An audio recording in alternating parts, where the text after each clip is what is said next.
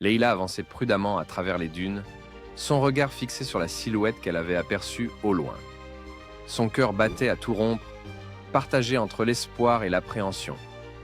Plus elle s'approchait, plus elle distinguait les contours d'un vieil homme assis à l'ombre d'un rocher. Il portait une longue tunique de lin, et son visage, marqué par le temps, était empreint d'une sagesse profonde. « Qui es-tu, jeune fille? Et que fais-tu seule dans cet océan de sable ?» demanda-t-il d'une voix calme mais puissante. Leïla, essoufflée par sa marche, s'agenouilla devant lui et répondit « Je cherche la fleur légendaire, celle qui ramènera la vie à mon village. On dit qu'elle pousse quelque part dans ce désert. » L'homme la regarda longuement, comme s'il évaluait la sincérité de son cœur. Puis, un léger sourire se dessina sur ses lèvres. Beaucoup ont cherché cette fleur, mais rares sont ceux qui ont compris son véritable secret.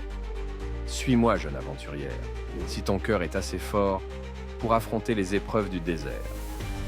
Leïla n'hésita pas une seconde. Elle se leva et suivit le vieil homme qui avançait lentement, mais avec assurance. Le voyage les mena à travers des paysages changeants, d'immenses dunes dorées, des plaines rocailleuses et même des vallées cachées où des plantes résistantes luttaient contre l'aridité.